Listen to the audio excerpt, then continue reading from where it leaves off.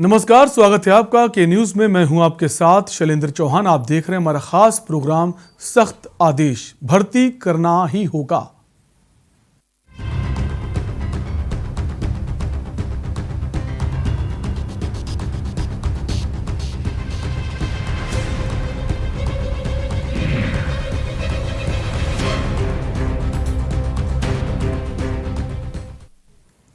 उत्तर प्रदेश में कोरोना संक्रमण की वजह से बिगड़ रहे हालातों के बीच बड़ी खबर सामने आई है। उत्तर प्रदेश अपर मुख्य सचिव सूचना नवनीत सहगल का कहना है कि मुख्यमंत्री योगी आदित्यनाथ ने निर्देश दिए हैं कि कोई भी अस्पताल मरीज को वापस नहीं करेगा।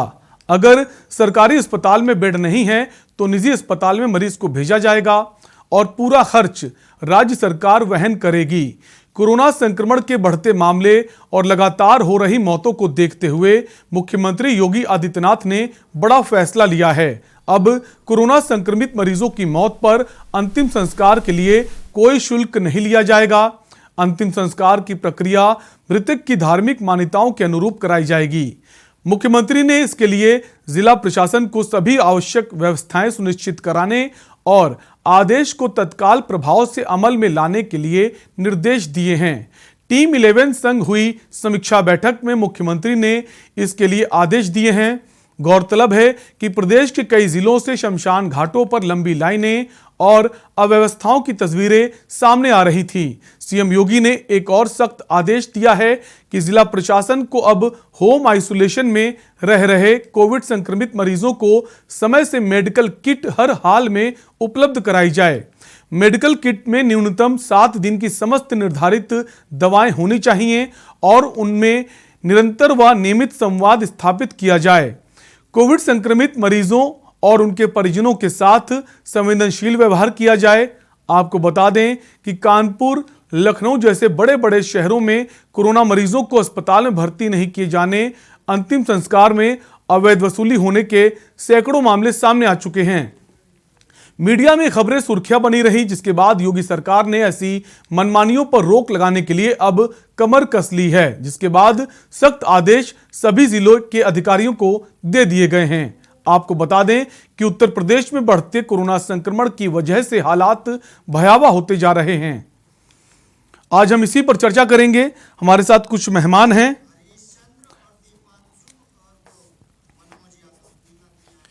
हरीश चंद्र श्रीवास्तव बीजेपी प्रवक्ता हैं, लखनऊ से जुड़ गए हमारे साथ। सर, आपका स्वागत है। मनोज यादव समाजवादी पार्टी के प्रवक्ता हैं, लखनऊ से। सर, आपका भी स्वागत है। और दीपांशु अग्रवाल पूर्व अध्यक्ष, लखनऊ से जुड़ गए हैं। सबसे पहले हरीश चंद्र श्रीवास्तव, आपके पास आना चाहूंगा। कितनी बड़ी राहत है इस समय, जिस तरह से योगी सरकार ने फरमान जारी किया है कि अब जो मरीज हैं उनको प्राइवेट हॉस्पिटल में बेड मिल सकेगा? नहीं, निश्चित रूप से जिस तरह का कठिनाइयां लोगों के सामने पेश आ रही हैं, जिस तरह से अप्रत्याशित रूप से संक्रमित लोगों की संख्या में बहुत तेजी के साथ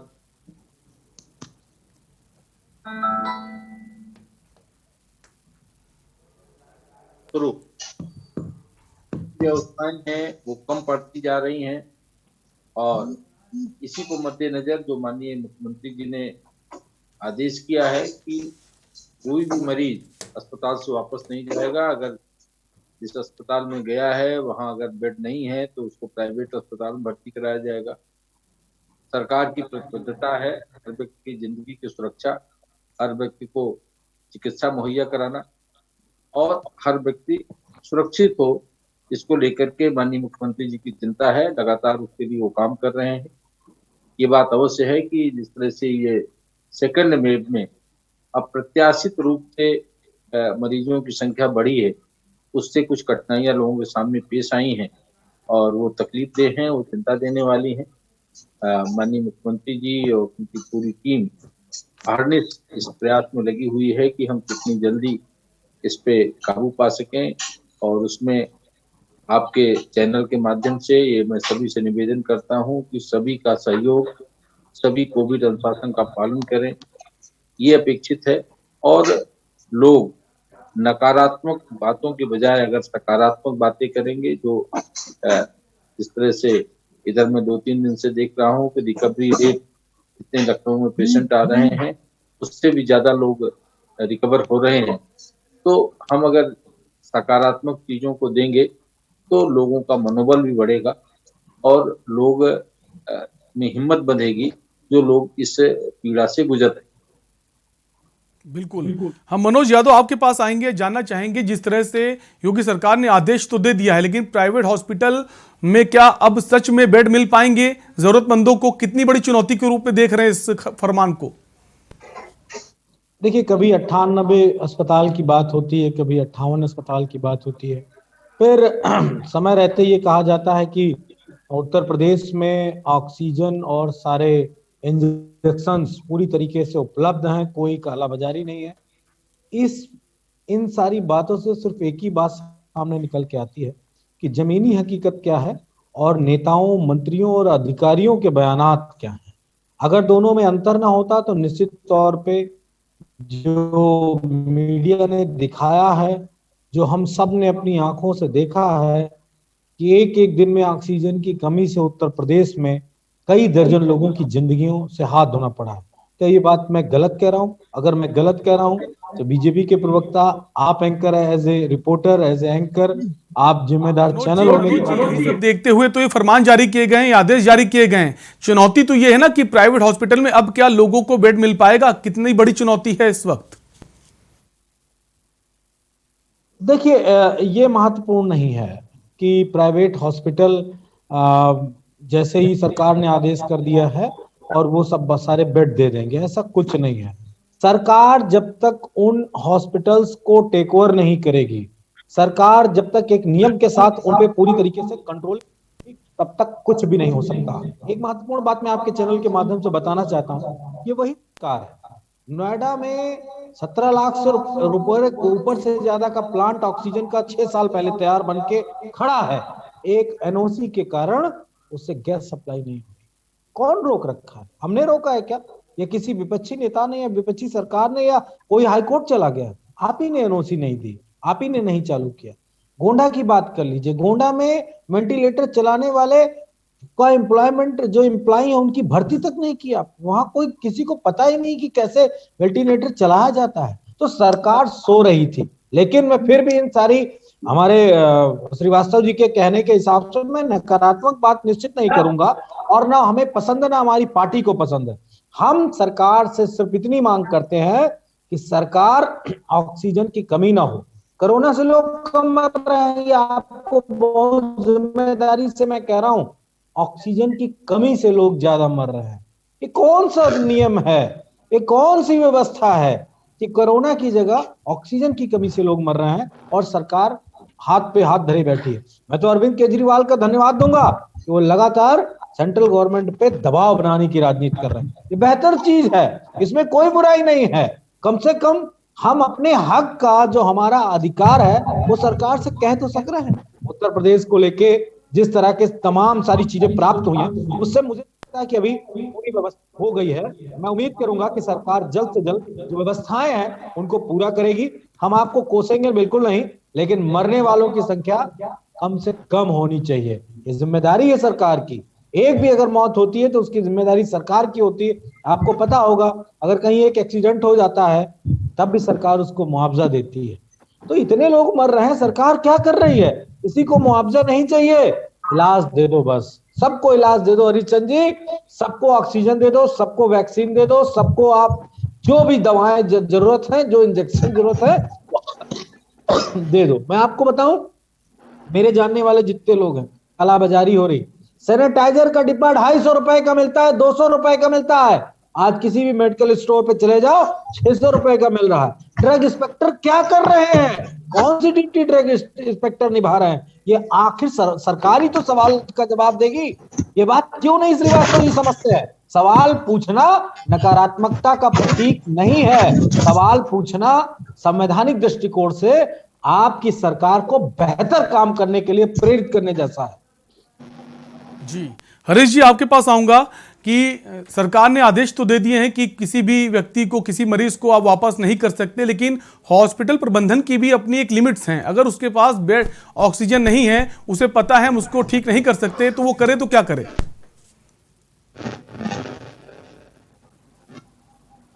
हरीश जी, आपको आवाज आ रही हमारी? हाँ जी जी। हरीश जी, हमारा सवाल यह है कि हॉस्पिटल प्रबंधन जो, उसकी भी अपनी लिमिट्स हैं। अगर उसके पास वो व्यवस्थाएं नहीं है कि हम इलाज दे सकें, तो वो क्या करे? क्या दावत दे कि आप आइए और हम आपको ठीक नहीं कर सकते? नहीं, देखिए, सरकार का प्रयास है कि जितनी हम सुविधाएं दे सकते हैं बैंकों में, उतनी ज्यादा से ज्यादा मरीजों को अस्पताल, जिनकी स्थिति ऐसी है कि उनको अस्पताल में भर्ती किया जाना आवश्यक है, उनको सहूलियतें मिल सके। और उसके लिए उन्होंने जिला प्रशासन को लगाया है, और जो भी प्राइवेट अस्पताल हैं उनके जो मालिकान हैं उन लोगों से भी अनुरोध किया है। सरकार ने नोडल अफसर भी नियुक्त किए हैं, वो इनकी देखरेख करेंगे और लोगों को ये सुविधा मुहैया कराएंगे। इसकी जिम्मेदारी प्रशासन पे माननीय मुख्यमंत्री जी ने डाली। साथ ही जो DRDO के सहयोग से, जैसे लखनऊ में जल्द ही 3-4 दिन में एक जो अस्पताल बन रहा है, प्रोग्राम में 4-5 दिन के अंदर वो भी प्रारंभ होने वाला है। जैसा कि आज माननीय मुख्यमंत्री जी ने बताया है कि 30 अप्रैल तक वो चालू हो जाएगा। 450 बेड का वो हॉस्पिटल है। इसी तरीके से अन्य जो टेम्पोररी जो कोविड हॉस्पिटल बनाए जाने के लिए जो केंद्र सरकार ने जो अनुमति प्रदान की है, उसके तहत भी काम सरकार कर रही है। और जो ऑक्सीजन की बात और दवाइयों की बात को लेकर के जो मनोज जी ने सवाल उठाए, देखिए, अभी आज ही 5 टैंकर ऑक्सीजन बोकारो से आए थे, कल भी आ रहा है। और लगातार सरकार का प्रयास है कि ये जो ऑक्सीजन की आपूर्ति है ये सुनिश्चित हो जाए, ताकि किसी को ऑक्सीजन की दिक्कत न हो, चाहे वो सरकारी अस्पताल हो, चाहे वो प्राइवेट अस्पताल हो, और ना औषधियों को किसी की कोई कमी आवे। उसके लिए सरकार काम कर रही है। ये बात अवश्य है कि जब कभी कभी 1,000 की डिमांड पे जब 10,000 की कैपेसिटी की डिमांड होने लगता है, तो वो अप्रत्याशित जो व्यवस्थाएं हो कमजोर पड़ जाती, कम पड़ जाती हैं। सरकार में है, हमारी नैतिक जिम्मेदारी है, हम उसको ओन करते हैं।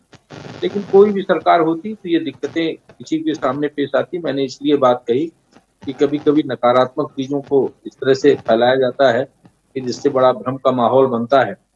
मनोज जी कह रहे थे कि हम लोग नकारात्मक बात नहीं करते, लेकिन इन्हीं के राष्ट्रीय अध्यक्ष जी ने जो वैक्सीन को लेकर के बात कही, उसको लेकर के इतना भ्रम फैला कि तमाम लोग वैक्सीन लगाने से बचने लगे।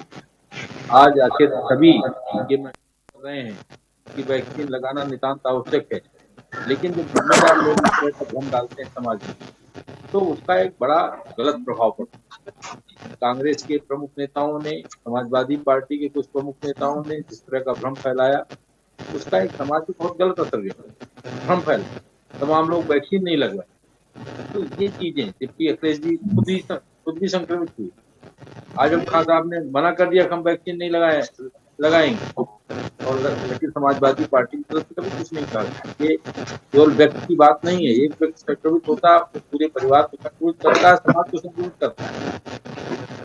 तो ये जो बातें हैं, इस तरह की बातें, ये राजनीति का अवसर नहीं है। ये महामारी है, ये महासंकट है। हमको एज वन नेशन काम करने की जरूरत है। जब हम एज वन नेशन काम करेंगे तो इस महामारी से, ये जो अप्रत्याशित रूप से प्रकृति का एक संकट है, पूरी मानवता पे संकट आया हुआ है, उससे हम निजात पाएंगे। बिल्कुल, ये महामारी राजनीति का करने का समय नहीं है, सबको मिलकर साथ आना चाहिए। लेकिन आज एक और आदेश मुख्यमंत्री जी की तरफ से दिया गया कि जो 100 बेड से ज्यादा, जिन हॉस्पिटल में 100 बेडों से ज्यादा संख्या है, वहां पर ऑक्सीजन प्लांट लगाने की बात कही जा रही है। तो क्या नहीं लगता इसमें और भी समय लग सकता है? अभी जो फिलहाल स्थिति है, वहां पर ऑक्सीजन नहीं पहुंच रही है, हालात जो हैं जस के तस बने हुए हैं। नहीं, सरकार ने सहयोग किया है, सरकार ऑक्सीजन आ भी रही है, सबको मालूम है, सारे मीडिया माध्यम को पता है कि ऑक्सीजन लगातार बाहर से आ रही है। ऑक्सीजन और दवाइयों के, ये जो वैक्सीन का जो रॉ मटेरियल है, इस पे जो शुल्क था वो भी बेवाक किया है सरकार ने कि जो औषधियां हैं इसके लिए आवश्यक और जो वो उसको टैक्स फ्री किया जाता है, ऑक्सीजन को टैक्स फ्री किया जाता है। तो प्राइवेट सेक्टर के लोग वो बाहर से भी मंगा सकते हैं, सरकारी सेक्टर के लोग भी बाहर से मंगा सकते हैं। तो जैसी जैसी आपूर्ति होगी उसके लिए एक कोऑर्डिनेशन कमेटी भी बनाया है, 2 मंत्रियों को माननीय मुख्यमंत्री जी ने उसके लिए जिम्मेदारी सौंपी है।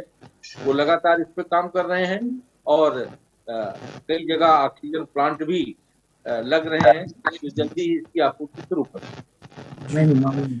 मनोज जी, आपके पास आना चाहूंगा। मुख्यमंत्री ने ये भी कहा है कि अब जो ऑक्सीजन है उसकी ऑडिट की जाएगी। कानपुर आईआईटी के जो स्टूडेंट्स हैं, जो बीएचयू आईआईटी के हैं और आईएम लखनऊ के हैं, तो क्या ऑडिट से करने से जो अस्पताल प्रबंधन है जो प्राइवेट, तो वो तस्वीर सामने आएगी कि ऑक्सीजन है भी आपके पास नहीं है।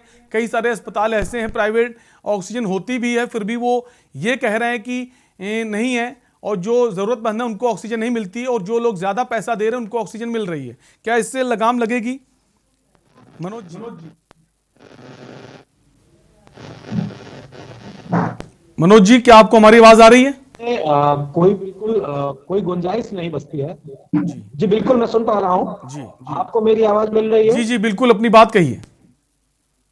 जी, मैं इस बात में कोई गुंजाइश नहीं बनती है कि काला बाजारी नहीं हो रही है। मेरी कई लोगों से बात हुई है, कई लोगों से, चाहे वो इंजेक्शन की बात हो, चाहे सैनिटाइजर की बात हो, चाहे ऑक्सीजन की बात हो, कालाबाजारी बिल्कुल पूरी तरीके से चरम पे है। ये सरकार की जिम्मेदारी है कि सरकार इस कालाबाजारी को रोके। मैं आपको बताऊं कि कल पंचायत चुनाव का तीसरा चरण का चुनाव है। आपकी जानकारी के लिए बता दूं कि मेरे जानने वाले इंक्लूड मेरे बड़े भाई बहुत ज्यादा बीमार थे, अपनी ड्यूटी कटवाने के लिए गए, कोई अधिकारी नहीं सुन रहा, कोई नहीं सुन रहा है कि आप बीमार हो, आप ड्यूटी मत करो, आपसे 4 लोगों को संक्रमण हो सकता है। कोई अधिकारी कोई बात नहीं सुनने को तैयार है। वो अपनी मर्जी से लेटर देके और चुपचाप चले आए, क्योंकि उनकी हालत बहुत ही खराब। इस तरह के उनके डिपार्टमेंट के 20 लोगों की स्थिति इस तरह है। सरकार किस अवस्था में है कि संक्रमण को लगातार फैलाने की कोशिश कर रही है। सरकार उस चीज पे नहीं ध्यान दे रही जिस चीज से संक्रमण को रोका जा सकता है। सरकार ने वो किया है जिससे आज इस स्थिति में मैं आपके चैनल पे जिम्मेदारी से बात कर रहा हूं। ये नकारात्मक बात, ये सच्चाई है। जितने आंकड़े जांच रिपोर्ट के आ रहे हैं उससे कई गुना ज्यादा, कई गुना का मतलब है मैं कह रहा हूं हजार ज्यादा गांव में इस बीमारी के मामले फैल चुके हैं कि ना कोई जांच हो रही है। हर घर पे फोन करो, मेरा ऐसा कोई जानने वाला नहीं है जिससे मैंने बात की हो वो बीमार ना हो या उसके वो सिम्टम्स ना हो जो कोरोना के हैं। लेकिन ना तो हर जगह जांच पॉसिबल हो पा रही है, ना हर जगह लोगों को दवाई मिल पा रही है। गांव में भी इतनी हालत बदतर हो चुकी है, सरकार को कठोर फैसला लेना पड़ेगा। मैं ये बात कह रहा हूं, आप शहर भर के आंकड़े से कहते हैं, जी कह रहे हैं कि हम गांव में संक्रमण नहीं फैलने देंगे। मैं आपकी जिम्मेदारी से कह रहा हूं आपके चैनल पे, गांव में संक्रमण पूरी तरीके से फैल चुका है। आप जांच करवाओ ना, आपको पता चल जाएगा कि क्या स्थितियां हैं। लेकिन छुपाइए मत कुछ, जैसी स्थिति है जिस तरह बेस्ट कर सकते हैं प्राइवेट अस्पतालों को टेक ओवर करिए, लोगों को जगह जगह अवेयर करिए, टीवी पे प्रचार करिए कि अगर लक्षण इस तरह के हैं तो टीवी चैनल पे प्रचार होना चाहिए, चाहे वो पिक्चर का चैनल हो चाहे न्यूज चैनल हो, सब में विज्ञापन होना चाहिए कि इस बीमारी से लड़ने के लिए क्या करना पड़ेगा।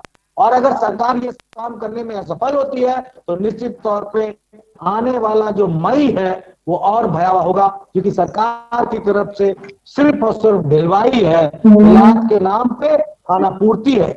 ये मैं आपको जगाने का काम कर रहा हूं। आज एक बड़े अस्पताल के डॉक्टर ने कहा है कि अगर सरकार सो गई, सरकार अगर नहीं जागी तो पता नहीं कितने लोग परमानेंट इस दुनिया में सो जाएंगे। तो ये बात किसी सीनियर डॉक्टर ने कही है। तो सरकार को जागना पड़ेगा, चेतना पड़ेगा और सब हर जगह पे, चाहे वो गांव हो महानगर हो, हर जगह पे मदद करनी पड़ेगी जनता की। बिल्कुल मदद करनी। हमारे साथ डॉक्टर सुशील सिन्हा भी जुड़ गए हैं, अध्यक्ष हैं यूपीएनएचए के प्रयागराज से। डॉक्टर सुशील, मैं आपके पास आना चाहूंगा। आपको आवाज आ रही हमारी? जी जी आवाज। डॉक्टर साहब, कितनी कितनी बड़ी खबर है, और क्या वाकई में ये जो फरमान आया है कि प्राइवेट अस्पताल जो हैं उनको मना नहीं कर सकते किसी पेशेंट को एडमिट करने से, क्या ऐसा होता नजर आएगा? सर्वप्रथम तो मुझे इस डिबेट में जो है बुलाने के लिए आपको बहुत बहुत धन्यवाद जी। मैं खुद जो है उत्तर प्रदेश नर्सिंग होम एसोसिएशन का अध्यक्ष हूँ और मैं खुद भी एक कोविड हॉस्पिटल भी रन कर रहा हूँ। तो मैं दावे के साथ ये चीजें कह सकता हूँ कि प्राइवेट अस्पताल कहीं पे भी जिस भी जगह पे है, खास तौर से मैं प्रयागराज में हूँ, प्रयागराज में एक भी ऐसा हॉस्पिटल नहीं है जो पेशेंटों को मना कर रहा है। जितनी हमारी क्षमता है, जिस तरीके से इस बार कोरोना का ये सेकंड वेव आई है, ये बहुत ही भयावह है और इसमें कहीं ना कहीं जिम्मेदारी हम सब नागरिक बंधुओं की भी है। हम लोगों ने कोरोना को ऐसा समझ लिया था कि ये कोरोना चला गया, पहली वेव के बाद चला गया और एकदम जिसे कहते हैं लापरवाही करके हम लोगों ने मास्क को त्याग दिया, हम लोग ने सोशल डिस्टेंसिंग को त्याग दिया और भी बहुत सी चीजें हैं जिनको जो है हम लोग ने ताक पे रख दिया, जिसका ये आज कारण हम लोग जो है भुगत रहे हैं। ये सेकेंड वेव बहुत ही भयावह है और इसमें जो कोरोना के स्ट्रेन भी आए हैं वो भी बहुत डिफरेंट तरीके के आए हैं। जो पिछले बार थे और अब वाले में जो है फर्क है, क्योंकि मोर्टेलिटी रेट बहुत बढ़ गया है। फिर भी हम चिकित्सक बंधु, चाहे वो सरकारी अस्पतालों में हो चाहे प्राइवेट अस्पताल में है, हम सब लोग अपनी पुरजोर कोशिश कर रहे हैं, इससे लड़ने के लिए लड़ रहे हैं और साथ ही साथ अपने जितने भी हमारे बंधु हैं उन सबों को बचाने की पुरजोर कोशिश कर रहे हैं। बिल्कुल कोशिश कर रहे हैं, लेकिन डॉक्टर साहब सवाल हमारा यही है कि अगर हॉस्पिटल के पास संसाधन ही मौजूद नहीं है तो वो एडमिट करेंगे तो कैसे करेंगे? क्योंकि संसाधन जो है बहुत ही हम लोगों के पास लिमिटेड है। ये एक प्रॉब्लम हम लोग फेस कर रहे हैं, जैसा कि आपने पूरे देश में देख रहे हैं, ऑक्सीजन की कमी हो रही है जी। ऑक्सीजन की कमी एक बहुत बड़ी दिक्कत है और बिना ऑक्सीजन के जो है किसी भी मरीज को बचाने में हम लोग असमर्थ हैं। जितनी ऑक्सीजन हम लोगों को मिल पा रही है उसमें जितना भी वर्क हो पा रहा है वो हम लोग कर पा रहे हैं। इसके अलावा हमारे डॉक्टर्स अपनी जान पे खेल के जो है इन नर्सिंग होमों में या प्राइवेट हॉस्पिटल्स में या फिर सरकारी जितने हॉस्पिटल्स हैं उसमें अपनी क्षमता से ज्यादा कार्य कर रहे हैं। मुझे नहीं लगता कि जो है जनता को मतलब इस दौर में जब इतनी विषम परिस्थिति है और इतना खराब जो है माहौल है, उसमें डॉक्टरों के ऊपर जो है किसी भी तरीके का आरोप या हस्तक्षेप लगाने की से उससे डॉक्टरों का जो है मनोबल और टूटेगा ही। इसलिए प्लीज आपके चैनल के माध्यम से मैं जनता से ये कहना चाहता हूं कि आप लोग इस समय डॉक्टरों की, गवर्नमेंट की, जो भी एनजीओज हैं उन सबों की मदद करें ताकि हम लोग ज्यादा से ज्यादा लोगों को सेव कर सकें। ऑक्सीजन की एक बहुत बड़ी प्रॉब्लम ये आई है जो मैं फेस कर रहा हूं और मैं एज अ चिकित्सक, as a Uttar Pradesh nursing home association के अध्यक्ष होने के नाते आपके चैनल से अपील करना चाहता हूं कि जो बंधु अपने घरों में इलाज कर रहे हैं, ऑक्सीजन के सिलेंडर भरा भरा के घर में जो है इस्तेमाल कर रहे हैं, वो ऐसा ना करें। उसकी वजह से भी जो है ऑक्सीजन की बहुत जो है किल्लत हो गई है। अगर यही ऑक्सीजन जो है अस्पतालों पे जो है उपलब्ध हो जाएगी तो हम ज्यादा लोगों को जो है बचा पाएंगे। हमारे पास बेड्स हैं, इंफ्रास्ट्रक्चर है, लेकिन ऑक्सीजन की कमी है। बिल्कुल ऑक्सीजन की कमी है और लोग स्टॉक कर रहे हैं, लोग डरे हुए हैं, स्टॉक कर रहे हैं। हम वापस आएंगे हरीश जी के पास, बीजेपी प्रवक्ता हरीश जी। सवाल तो यही है कि सरकार ने फरमान तो दे दिया कि हम कार्रवाई करेंगे अगर आप पेशेंट को एडमिट नहीं करते। हालांकि सरकार ने यह भी कहा है कि जो भी खर्च होगा वो हम वहन करेंगे, लेकिन संसाधन अगर उपलब्ध नहीं है, सवाल वही है, तो उस फरमान का करेंगे क्या करेंगे? क्या अगर वो सरकार की बात नहीं मानता है, एडमिट नहीं करता, तो क्या हॉस्पिटल पर कार्रवाई की जाएगी? देखिए, ये तो इसी मामले में कोई इस तरह की कार्रवाई तो लास्ट विकल्प होता है। डॉक्टर साहब जैसा बता रहे हैं, सभी डॉक्टर संवेदनशील हैं, सभी लोग जिम्मेदार लोग हैं, तो निश्चित रूप से इस तरह की जो कहीं दिक्कतें आती हैं, अपवाद स्वरूप बहुत सारी इस तरह की समस्याएं आती हैं, लेकिन सभी लोग जागरूक हैं और सभी लोग ये जानते हैं कि इस महामारी के संकट से हम तभी उबर सकते हैं जब दिलो जान से सब लोग एक स्पिरिट में काम करें। तो मुझे लगता है कि इस तरह की कोई दिक्कत कहीं नहीं आएगी। जैसा माननीय मुख्यमंत्री जी ने आदेश किया है, सभी लोग उसका अनुपालन सुनिश्चित करेंगे और ये जो लोग तकलीफ में हैं उनको इससे राहत मिलेगी। बिल्कुल। एक ब्रेक का वक्त है, वापस आएंगे, इस चर्चा को आगे बढ़ाएंगे। फिलहाल एक ब्रेक के लिए रुकेंगे, ब्रेक के बाद भी चर्चा लगातार जारी, आप बने रहिए हमारे साथ।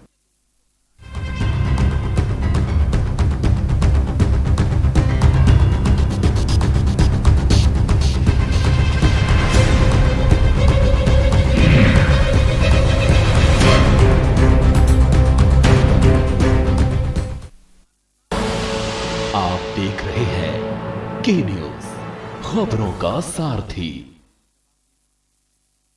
जुबान के लिए उड़ चला गैरों की ज़मीं पर, खुशबू अपने पन की ढूंढता औरों की ज़मीं पर, मेरी माटी की ये जुबान,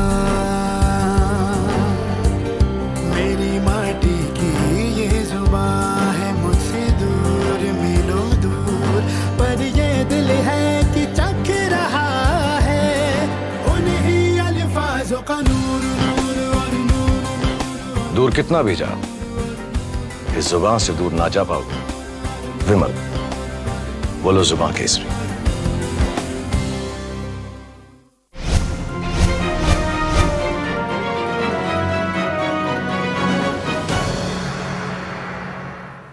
खुदी को आजमाया है तो ये अंदाज आया है, खुदी को आजमाया है तो ये अंदाज आया है। तुम में भी मैं हूं, शुद्ध प्लस पान मसाला।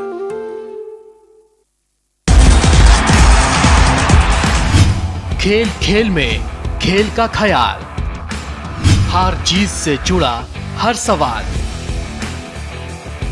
आईपीएल में कौन करेगा कमाल, मैच से मैदान तक सब कुछ देखिए अपरकट, रोज शाम 6 बजे सिर्फ के न्यूज पर। आप देख रहे हैं के न्यूज, खबरों का सारथी।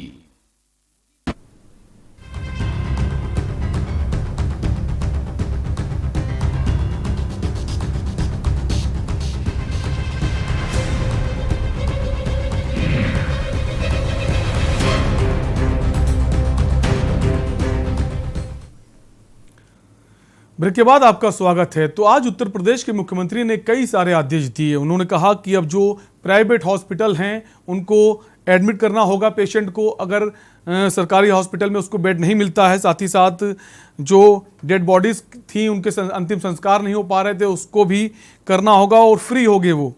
साथ ही साथ ऑक्सीजन ऑडिट की भी बात कही। तो कह सकते हैं राहत भरी खबर है प्रदेशवासियों के लिए। साथ ही साथ होम आइसोलेशन जो है उनको मेडिकल किट मिलेगी, ऑक्सीजन की लाइव ट्रैकिंग हो सकेगी। तो तमाम सारे आदेश आज मुख्यमंत्री योगी आदित्यनाथ ने दिए हैं। अब इसका कितना असर होगा इसी पर हम चर्चा कर रहे हैं। हम वापस आएंगे मनोज जी के पास, समाजवादी पार्टी के प्रवक्ता हमसे जुड़े हुए हैं। मनोज जी, जिस तरह से मुख्यमंत्री जी ने कहा है कि हम अब जो प्राइवेट हॉस्पिटल हैं उनको एडमिट करना ज़रूरी होगा, लेकिन अगर संसाधन ही उपलब्ध नहीं है और अगर वो नहीं ऐसा कर पाता है तो क्या आप कार्रवाई करेंगे? क्योंकि कार्रवाई करना भी अंतिम विकल्प नहीं है, क्योंकि हम कोरोना महामारी से जूझ रहे हैं इस वक्त।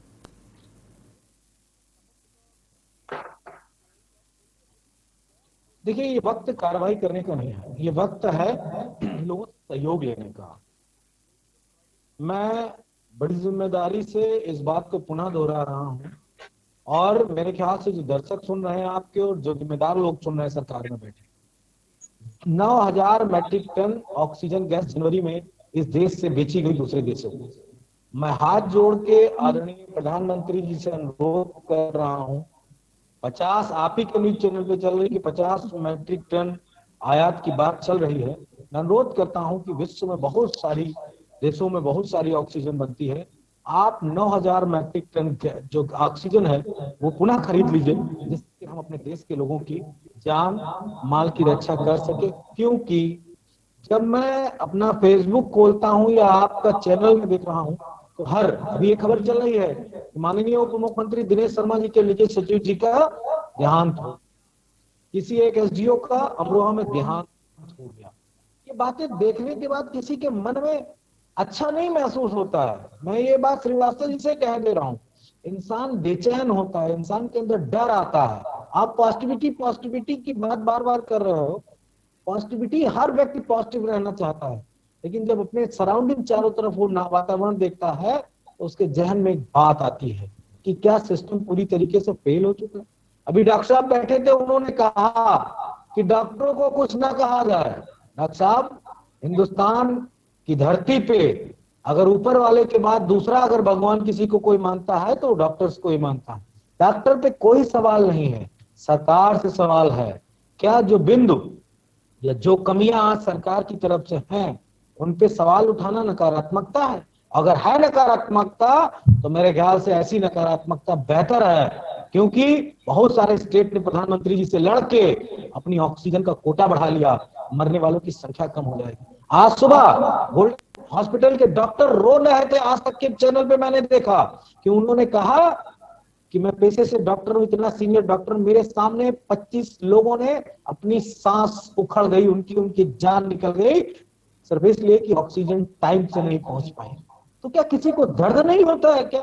ये बात भाजपा के लोगों को नहीं समझ में आती है कि मरने से लोगों के दिल में दर्द होता है। मैं नहीं जानता डॉक्टर दिनेश शर्मा उप मुख्यमंत्री के निजी सचिव पे, लेकिन पढ़ने के बाद मुझे भी दर्द हो रहा है कि एक परिवार का व्यक्ति चला गया जो जिम्मेदार पोस्ट पे था, एक एसडीओ मर गए, अब मुझे दर्द होता है। वो मेरे जानने वाले नहीं है, लेकिन दर्द महसूस होना चाहिए, क्योंकि मृत्यु ही अंतिम सत्य है। श्रीवास्तव जी, नकारात्मकता सकारात्मकता के विषय में मत पढ़िए। विपक्ष जो कह रहा है उसकी बात को सुनिए। आपकी तरफ से अगर कोई गलती हो रही है निश्चित तौर पर विपक्ष तो कह रहा था कि न लगवाइए। तो उसको नकारात्मक मनोज जी, आपके राष्ट्रीय अध्यक्ष तो कह रहे थे कि वैक्सीन मत लगवाइए, यही विपक्ष कह रहा था। आप लोग एक बात को पकड़ के बैठे हैं। आप जो बात कह रहे हैं, आप मैं उसपे कह रहा हूं, करने के तैयार नहीं, जो आपने भ्रम डाला समाज में। वो बात जिस परिप्रेक्ष्य में कही गई उस परिप्रेक्ष्य को आप अदरवाइज ले रहे हैं। आप फिर उसकी ओछी राजनीति के चक्कर में श्रीवास्तव जी पड़े हैं। ओछी राजनीति मत करिए। हरी जी, सवाल का जवाब ले लेते हैं। हरी जी, सवाल का जवाब ले लेते हैं। मनोज जी, वो कह रहे हैं कि आप ही की पार्टी अध्यक्ष अखिलेश यादव जी ने वैक्सीन के लिए मना किया था, फिर उन्होंने खुद वैक्सीन लगवाई। इसका जवाब दीजिए। राजनीति की रोटियां मत फेंकिए। मैं कह रहा हूं कि वो इंजेक्शन किसी गरीब आदमी को लगवा दीजिए। अखिलेश जी ने तो इंजेक्शन नहीं लगवाया, किसी गरीब आदमी को लगवा दीजिए ना। उन्होंने ये कहा है कि मैं नहीं लगवाऊंगा। नागरिक निर्माण करेंगे। उन्होंने ये कहा मैं नहीं लगवाऊंगा, आप दूसरे आदमी को लगा दीजिए। आपको पता नहीं है क्या? तो पार पा जाएंगे। आपको पता नहीं है श्रीवास्तव जी की सुरेश चंद्र श्रीवास्तव और उनकी पत्नी का इंतकाल हो गया कोरोना से? आप बताइए ना, कौन कौन सी आपके औरैया के विधायक का इंतकाल हो गया? अरे आप और लोगों को इंजेक्शन लगाओ, क्यों अखिलेश यादव की राजनीति पे पड़ रहे हो? अरे अखिलेश मैं आपको हाथ जोड़ के अनुरोध कर रहा हूँ, आप ये सब बातें करके बचने की कोशिश करते हैं। मुख्यमंत्री हैं अखिलेश यादव, समाजवादी पार्टी के राष्ट्रीय अध्यक्ष हैं। जब वो कोई बात इस तरह कहते हैं तो लाखों लोगों में उसका मैसेज जाता है। मैं कहता हूँ आपकी ऑक्सीजन कहाँ है? आप ऑक्सीजन पे बात क्यों नहीं कर रहे हैं? नहीं है, आप ऑक्सीजन पे क्यों भ्रमित हो रहे हैं? आप जो है, आपको पता है कि वैक्सीन की डोजेस आपके पास नहीं है? अपनी बात आपको पता है आप अपनी जो आपके पास वैक्सीन की डोजेस नहीं है, जिस कारण से बहुत सारे लोगों को वैक्सीन नहीं लग पा रही है, तो ये दिक्कतें ना आती। फिलहाल ये प्रत्यारोप का वक्त नहीं। हम डॉक्टर दीपांशु अग्रवाल जी के पास आएंगे, पूर्व आईएमए अध्यक्ष हैं, लखनऊ से जुड़े हमारे साथ। डॉक्टर दीपांशु जी, सरकार ने आदेश तो जारी कर दिया, क्या आदेश का असर भी होगा? डॉक्टर दीपांशु जी, आपको आवाज आ रही है हमारी? पूर्ति कर पा रहे हो आप, इंजेक्शन की पूर्ति नहीं कर पा रहे हो। मत करिए, अपनी बात करिए। हरी जी वापस आएंगे आपके पास। डॉक्टर दीपांशु से हमारा सवाल है। डॉक्टर दीपांशु, क्या आपको हमारी आवाज आ रही है? आप नकारात्मक बात करने वाले लोग हो। जनता मर रही है और आप चुपचाप बैठे हो। बहुत ज्ञान मत बघारा करिए। क्यों आपकी बपौती है? आपको डर रहा है क्या? आपको डरता हूं क्या जो मैं आपको ज्ञान लगा रहा हूं? मनोज जी शांत हो जाइए। मनोज जी शांत हो जाइए। हरीश जी, बात अगर करिए आप ही की पार्टी के नेताओं की सुनवाई नहीं हो रही है। अगर बात करें कौशल किशोर जो सांसद है मोहनलालगंज से, कल वो कह रहे थे कि हमारी सुनवाई नहीं हो रही, अधिकारी बात नहीं करते। तो अधिकारियों का रवैया तो बहुत लचर है, ये तो आपको मानना होगा कि अधिकारी सुनवाई नहीं करते। जिससे बात करने आए वो बात करिए, हैसियत मत देखिए किसी की। अब जिस मुद्दे बात करने आए तो वो बात करिए। हरीश जी, सवाल यही है कि आपके जो नेता हैं, जो माननीय हैं, जो एमपी हैं वहां से कौशल किशोर जी मोहनलालगंज से, उनकी सुनवाई नहीं हो रही। अधिकारी का रवैया जो है बहुत ही लचर है। क्या अधिकारियों का रवैया सुधारने की बात नहीं की जानी चाहिए? हरीश जी, कौशल किशोर के भाई खत्म हो गए। हरीश जी जवाब दीजिए, क्या अधिकारियों को अपना रवैया संवेदनशील नहीं करना चाहिए इस वक्त पे, जब इतनी महामारी का दौर है, लोग परेशान हैं? कौशल किशोर जी के भाई हो चाहे गांव का आम आदमी हो, किसी भी व्यक्ति की मृत्यु दुखदाई है, पीड़ा देने वाली है, चिंता देने वाली है। लेकिन महामारी ना आपके बस में है ना मेरे बस में है कि आप उसको मुट्ठी में बांध दीजिएगा। अगर बस में होती तो हजारों लाखों डॉक्टर दिन रात परिश्रम कर रहे हैं, हजारों लाखों वैज्ञानिक पूरी दुनिया दिन रात परिश्रम कर रहे हैं कि इस पे किस तरह से नियंत्रण पाया जाए। दिन रात काम कर रहे हैं वो। केवल सरकार को कोस देने मात्र से काम नहीं चलने वाला है। मनोज जी, चुनाव करा लीजिए।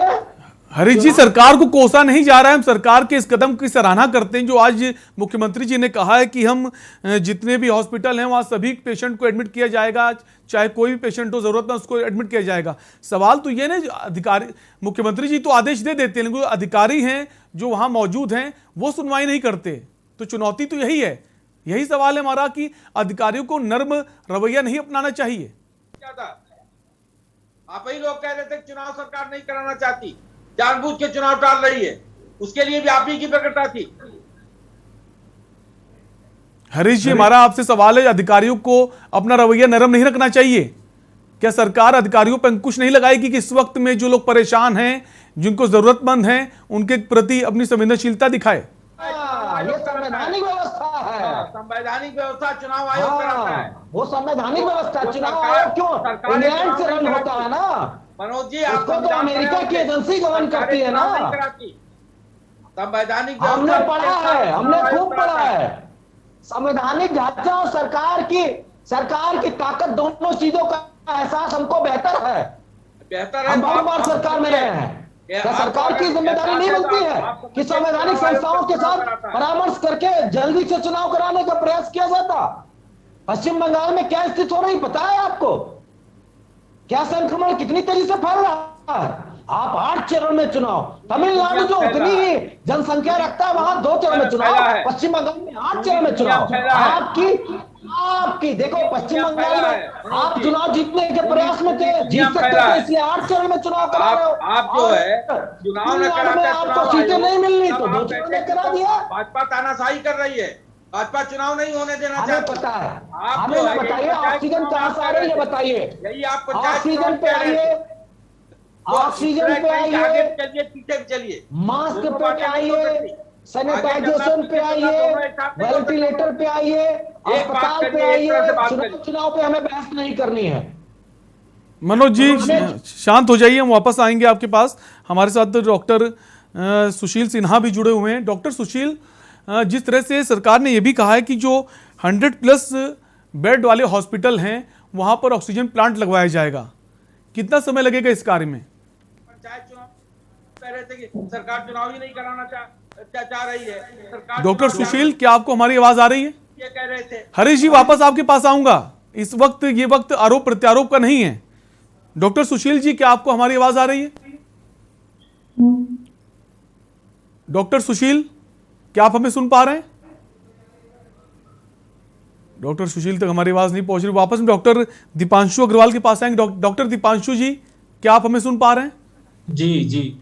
डॉक्टर दीपांशु, सरकार का यह भी आदेश है कि जो 100+ बेड वाले हॉस्पिटल हैं वहां पर ऑक्सीजन प्लांट लगवाया जाए ताकि लोगों को ऑक्सीजन मिल सके। तो ऑक्सीजन प्लांट बनाने में कितना समय लग सकता है?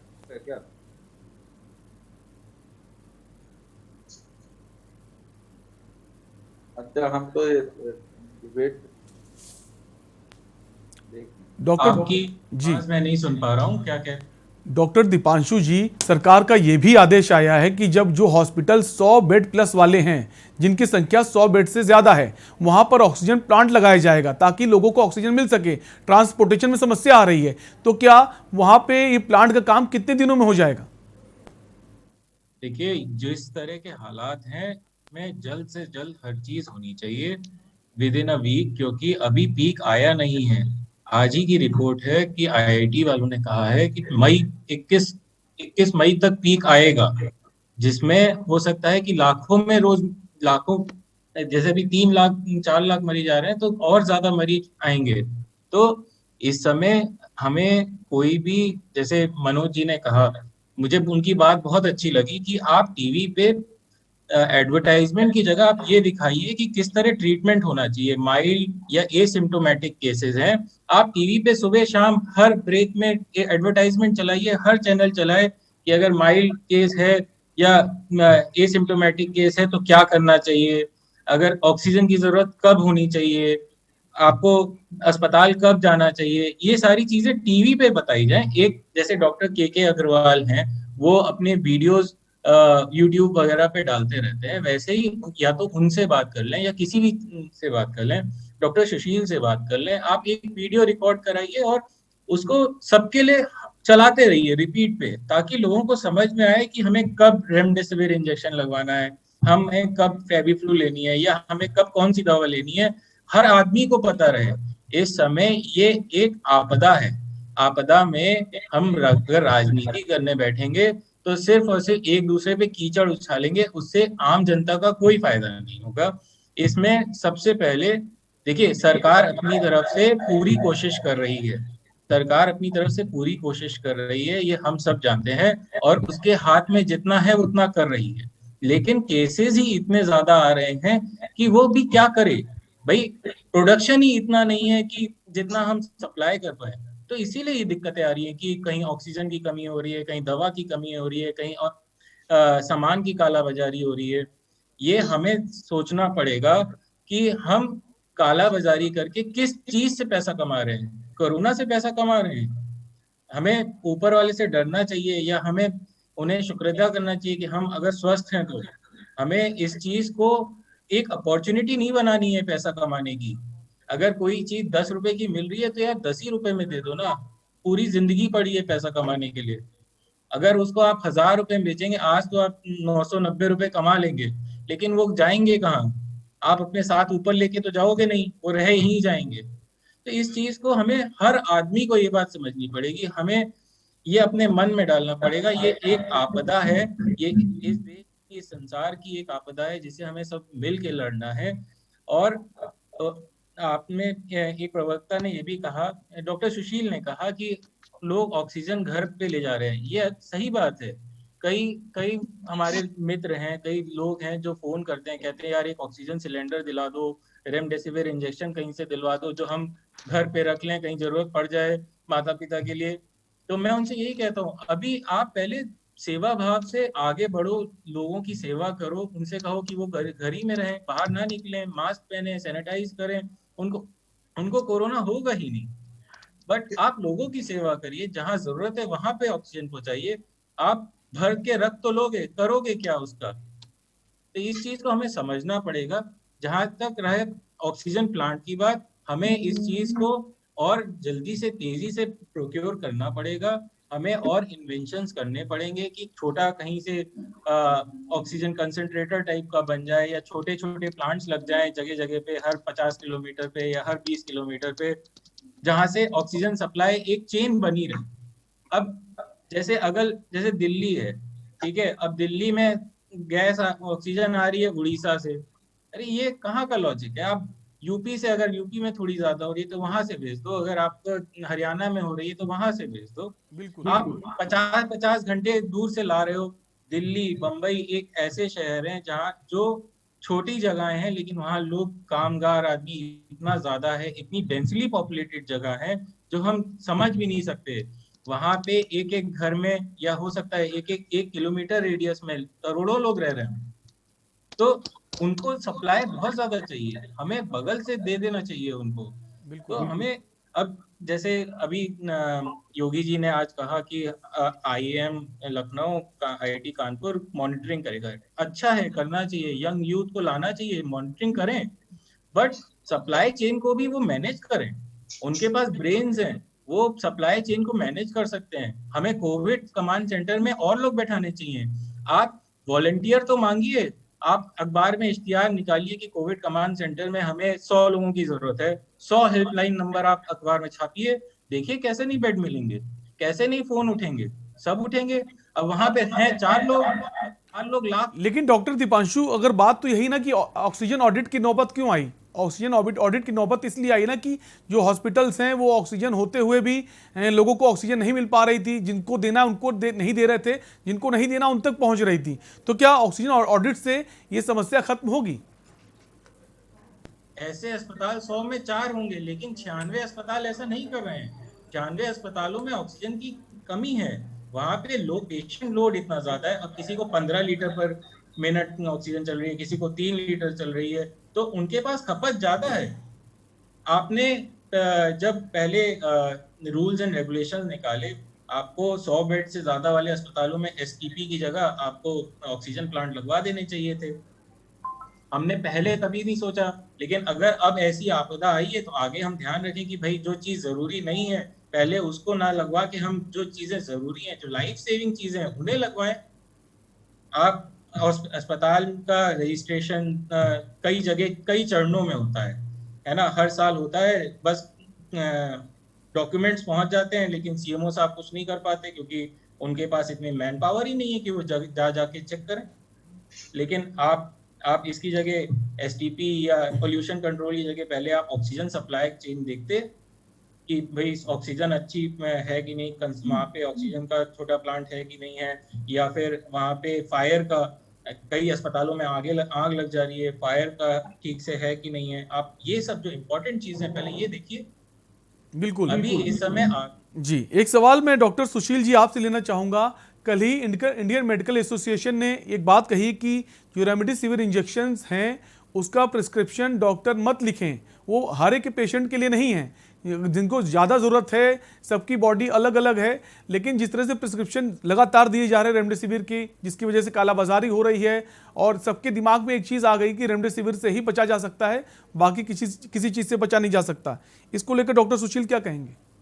रेमडेसिविर इंजेक्शन का कोई भी पर्टिकुलर रोल नहीं है। आप अगर यहाँ जितने भी लोग सुन रहे हैं अगर मेरी बात को, तो ये बात सुन लें, रेमडेसिविर इंजेक्शन ना खरीदें, उसका रोल नहीं है। आप डेक्सामेथासोन से ट्रीट कर रहे हैं, सारे डॉक्टर्स हमारे फ्रेंड जितने भी हैं वो सब डेक्सामेथासोन से ट्रीट कर रहे हैं, स्टीरॉइड देके ट्रीट कर रहे हैं। रेमडेसिविर की सिर्फ एक सवाल तो दीपांशु जी, सवाल तो यही कि आप प्रिस्क्रिप्शन क्यों दे रहे हैं रेमडेसिविर का? हॉस्पिटल में जो परिजन है उनको बोला जाता है अपने पेशेंट के लिए रेमडेसिविर इंजेक्शन लाइए, और जिसकी लगातार कालाबाजारी चल रही, महंगे महंगे दामों पे दिए जा रहे हैं। सवाल तो यही, फिर आप प्रिस्क्रिप्शन क्यों लिख रहे हैं रेमडेसिविर का? कोविड का कोई भी डेफिनेटिव ट्रीटमेंट अभी तक किसी को भी पता नहीं है। एवरीथिंग इज अंडर ट्रायल, हर चीज हिट एंड ट्रायल बेसिस पे हो रही है। कोविड का ट्रीटमेंट अभी तक दुनिया में किसी को भी नहीं पता है। सब लोग कोशिश कर रहे हैं, ढूंढ रहे हैं कि क्या इलाज हो सकता है, तो सब लोग ट्राई कर रहे हैं। हो सकता है कि किसी ने पहले रेमडेसिविर देखने की कोशिश की हो कि क्या इससे ठीक हो रहा है, हो सकता है उसके 100 पेशेंट ठीक हो गए। बात तो वही ना डॉक्टर दीपांशु की, इंडियन मेडिकल एसोसिएशन की तरफ से कल कहा गया कि रेमडेसिविर का प्रिस्क्रिप्शन मत लिखिए, ये इतनी कारगर दवा नहीं है, लेकिन लगातार अभी भी उसकी जो किल्लत जारी है, जिसको देखो वो इंजेक्शन के पीछे भाग रहा है। वो इसलिए भाग रहा है क्योंकि हमारे देश में लोग जो बात वायरल हो जाती है बस उसी को मानते हैं, जो बात डॉक्टर कह दे वो नहीं मानते। लेकिन वो पीछे पड़ जाते हैं। वही तो लिख कर दे रहे हैं ना कि आप इंजेक्शन लेकर आइए, वो अपनी मर्जी से इंजेक्शन लेकर हॉस्पिटल क्यों जाएगा? कि आपने रेमडेसिविर इंजेक्शन नहीं लगवाया, हम तो 1,60,000 की 6 लेके आए और आपने लगवाया नहीं, तो अब बताइए डॉक्टर साहब कहे कि तुम्हारा मरीज जब मैंने वैसे ही ठीक कर दिया बिना रेमडेसिविर के, तो मैं वो क्यों लगवाऊं, और तुमको क्यों कहा, किसने कहा कि वो लगवाओ? इस तरह की चीजें हो रही हैं। हाँ, कुछ लोग जो बहुत सीवियर केसेस हैं, जिनका क्या कहते हैं बहुत क्रिटिकल स्टेज पे पहुंच जाते हैं, उनमें देखा गया है कि रेमडेसिविर इंजेक्शन के साथ साथ डेक्सामेथासोन अगर देते हैं तो काफी इम्प्रूवमेंट आता है ना, लेकिन बट वो डेफिनेटिव ट्रीटमेंट नहीं, आप उसके पीछे ना भागें। और इस समय अगर हम देखें, मार्केट को देखें, तो इस तरह की चीजें चल रही हैं कि जो वार्ड बॉय हैं वो पुराने रेमडेसिविर के इंजेक्शन के वॉयल ले आ रहे हैं, उसको रिफिल कर दे रहे हैं नए पाउडर से और 25-30 हजार का एक इंजेक्शन बेच दे रहे हैं। कई ब्रांड तो ऐसे चल रहे हैं जो फर्जी चल रहे हैं लखनऊ में। मैंने खुद एक रेमडेसिविर इंजेक्शन मंगवाने की कोशिश करी, तो मुझे क्या कहते हैं, उन्होंने नकली इंजेक्शन भी पकड़वा दिया, तो मैंने उसे वापस किया, उसकी मैंने कंप्लेंट करी। बाद में अमीनाबाद वगैरह में उसका छापेमारी में कई सारे 10,000 वॉइल मिले उसके। तो ये चीजें चल रही हैं। आप किस चीज से कमा रहे हैं? आप नकली सामान बेच के मंगवा तो रहे हैं, लेकिन आप ऊपर वाले की आंखों में तो अपने नंबर कम कर ले रहे हैं ना, वो घड़ा तो जल्दी भर रहा है। ऐसे भी लोगों ने आपदा में अवसर खोज लिया है और कालाबाजारी कर रहे हैं, लोगों की जान से खिलवाड़ कर रहे हैं। एक और आदेश आया है, मनोज जी आपके पास आऊंगा, कि सरकार ने यह भी कहा है कि अब ऑक्सीजन की लाइव ट्रैकिंग करी जाएगी। ऑक्सीजन मैन्युफैक्चर कहाँ होगी और कहाँ डिलीवर होगी, उसकी पूरी लाइव ट्रैकिंग सरकार करेगी। क्या इससे अब ऑक्सीजन जरूरतमंद तक पहुंच पाएगी? सैलेन जी, मैंने एक हफ्ते पहले किसी चैनल पे एक बात कही थी, और उस उदाहरण को मेरे ख्याल से सरकार के जिम्मेदार लोग सुने होते तो शायद ये आफत ही ना आती। आपको पता है, जब प्याज के दाम बढ़ जाते हैं तो कई स्टेट में मैंने देखा है कि सरकारें डायरेक्ट प्याज लेके सरकारी काउंटर खोल देती हैं सस्ते प्याज के। कितना बेहतरीन उदाहरण है इस बात का। जहां जहां ऑक्सीजन बन रही है, कोई वो अंडे का ठेला तो है नहीं कि सरकार मॉनिटर नहीं कर सकती है। स्टेट में जहां जहां भी ऑक्सीजन बन रही है, जहां जहां भी उसके प्लांट है, वो सब सरकार के पास आंकड़े, सब पे सरकार फोर्स लगवा दे और सरकार ऑक्सीजन का डिस्ट्रीब्यूशन करे। चाहे हॉस्पिटल को चाहिए तो हॉस्पिटल करे, प्राइवेट व्यक्ति जिसका प्लांट है उसको पैसे चाहिए, सरकार उसको पैसे दे, और पूरी ऑक्सीजन पे सरकार का कंट्रोल होना चाहिए, जिससे कि कालाबाजारी ना हो सके। उसका एक बड़ा परसेंटेज जिन हॉस्पिटल में जाना है हॉस्पिटल में जाए, और जहां जिसको खरीदना है सरकार से खरीदे, और जिस माध्यम से खरीदना वहां एक डॉक्टर बैठा दे कि एक आदमी के ऊपर कितनी ऑक्सीजन लगी। कितना आसान काम है, लेकिन सरकार कर क्या रही है? कुछ भी नहीं। बस सरकार ये दिखा रही है कि बोकारो से 3 ट्रक चली ऑक्सीजन, उसका यहाँ 1 ट्रक बनारस में उतर गया, 2 ट्रक लखनऊ में उतर गया, और इस तरीके से सरकार ने ट्वीट कर दिया और सरकार ने अपनी खानापूर्ति पूरी कर ली। महामारी शब्द का इस्तेमाल किया लगातार हमारे बीजेपी के प्रवक्ता ने। मैं सहमत हूं इस बात से, महामारी में कुछ कंट्रोल नहीं रहता, लेकिन जिस तरीके से महामारी अटैक कर रही है उसी तरीके से हमें रिस्पॉन्ड करना है इस बीमारी से लड़ने के लिए, उतनी ही शक्ति से, उतनी ही मैन पावर से। क्या सरकार ये सब कर पा रही है? क्या मैं कितने हॉस्पिटल को आप लिया, मैं तो सुझाव दे रहा हूं कि सरकार के जितने हॉस्पिटल, उसके बगल में जो भी बड़ी बिल्डिंग बनी हो उसको आप टेक ओवर कर लो। स्कूल है, टेक ओवर कर लो। मैं लोहिया की बात कर रहा हूं, लोहिया के बगल में जो एक संस्थान, इंदिरा गांधी प्रतिष्ठान संस्थान इतना बड़ा बना हुआ है जो लोहिया अस्पताल से बहुत नजदीक पे है, आप उसको टेक ओवर कर लो। इतना बड़ा संस्थान क्यों बना है? आप वहां बेड लगवाओ। कितनी दूरी है वहां से? डॉक्टर जाके लोहिया इंदिरा गांधी प्रतिष्ठान में भी इलाज कर सकते हैं आसानी से, बहुत दूरी भी नहीं है। सारी व्यवस्थाएं, आपको सिर्फ बेड लगाना है। लेकिन आप कर रहे हैं? कुछ नहीं कर रहे हैं, सिर्फ बातें कर रहे हैं। आप कभी 98 अस्पताल बता रहे हैं, कभी इतने अस्पताल बता रहे हैं। लोग होम आइसोलेट हो रहे हैं, उनको जानकारी नहीं। मेरा एक मित्र जिसका ऑक्सीजन लेवल 90 से नीचे चला गया, वो डर गया, मुझे फोन कर दिया, कहा कि भैया मुझे लगता मैं बचूंगा नहीं। तो मैंने उससे कहा कि परेशान मत हो। मैंने किसी अपने डॉक्टर की सलाह सुनी थी, जो मेडिकल कॉलेज के डॉक्टर सूर्यकांत जी से, मैं कहा कि भैया ऑक्सीजन लगानी पड़ेगी, नहीं मैं मर जाऊंगा। तो मैंने कहा आप उल्टा लेट जाओ। एक डॉक्टर की वाणी मैंने उससे बताई कि मैं उल्टा लेट जाओ। ऑक्सीजन मीटर लगा के उसकी जैसे 5 मिनट बाद उसने नापा, विश्वास करिए उसका 5% ऑक्सीजन बढ़ गया। उसके बाद जो डॉक्टर साहब लगातार, अभी हमारे डॉक्टर साहब अग्रवाल जी नाम ले रहे हैं दवाई का, वो 2 दवाइयां मैंने उनकी, मुझे नाम नहीं आता, मैंने पूरी डिबेट भेज दी। उन्होंने वो टेबलेट मंगा के खाई और उसका ऑक्सीजन लेवल सही हो गया और आज वो रिकवर कर गया। अगर उसको वो ट्रीटमेंट ना मिलता हो सकता है उसका ऑक्सीजन लेवल लगातार गिर रहा हो। सरकार कौन सा काम कर रही है? किसको बताने की कोशिश कर रही कि आप उल्टा लेट जाओ? किसको बताने की कोशिश कर रही कि आप ये टेबलेट खा लो, आपका ऑक्सीजन लेवल बढ़ जाएगा? नहीं बता रही है सरकार ना, तभी तो सवाल सरकार से किया जा रहा है सैलन जी। लेकिन सरकार तो अखिलेश यादव के पीछे पड़ी है। अरे अखिलेश यादव को कोसने से अगर लोगों की जान बचती है तो आप दिन रात कोस लो, हम वो भी बर्दाश्त कर लेंगे। आप अखिलेश यादव के पीछे अपनी नाकामियों को छुपाने की कोशिश कर रहे हो।